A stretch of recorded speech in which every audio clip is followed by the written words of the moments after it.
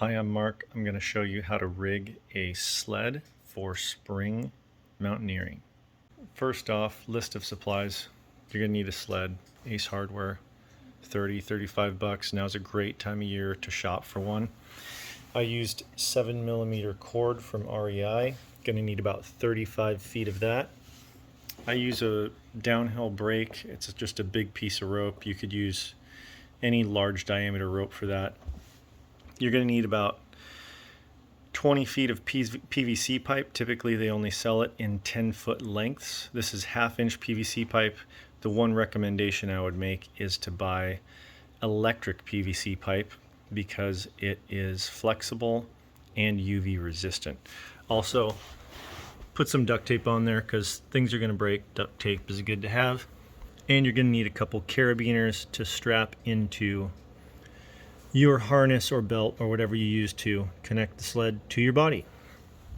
So to construct this beast, I took a drill just a little bit bigger than the diameter of the rope, about a 9 or 10mm drill bit, and I drilled some holes in the back here and then on the sides, leaving about 8 to 10 inches of rope so that I could use bungee cords to strap my pack across. And you can see there's 3 sections on each side so that I can really strap my pack and mountaineering boots, snowshoes, whatever else to the bottom of the sled, and it can tip over and I can just set it up right again.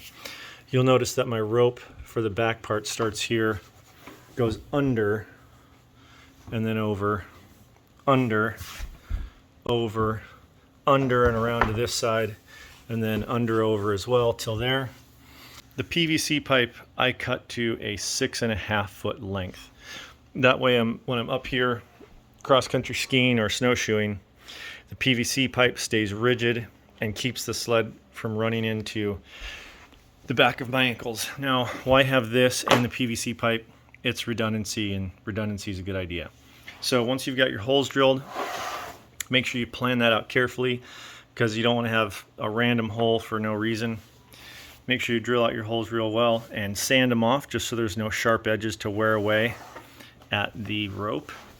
And then I also just put some little knots in here so that the rope couldn't slide around too much. I love the double overhand slip knot for a lot of these.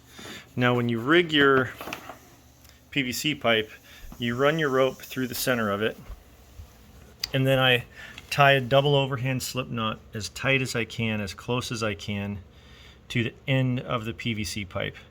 Put my carabiner in there, and this I usually clip right into a black diamond climbing harness, and that way I can clip and unclip, so if I need to stop, get a snack or whatever, it's just an easy on off of the carabiner. I don't have to mess with the belt and everything. Harness loops on the climbing belt have worked really well for me. I'm sure you can do this a lot of different ways. I haven't really carried anything in this sled over 50 pounds, but I will tell you, once you try this sled, you're just never going to go back, especially if you're hiking in on a road like the Cascade Lakes Hwy to try and summit South Sister or Broken Top, or if you were to do part of Pole Creek Trailhead Road in the Cascades, Central Cascades, Mount Thielsen at certain times of the year, you could probably do quite the approach with this. This particular sled works well for me with snowshoes and or skis, and like I said, once you try it, you're never going to go back to carrying the backpack down the road.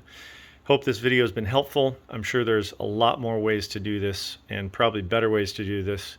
Like, subscribe, leave a comment below, and that way I'll know how to make my sled better.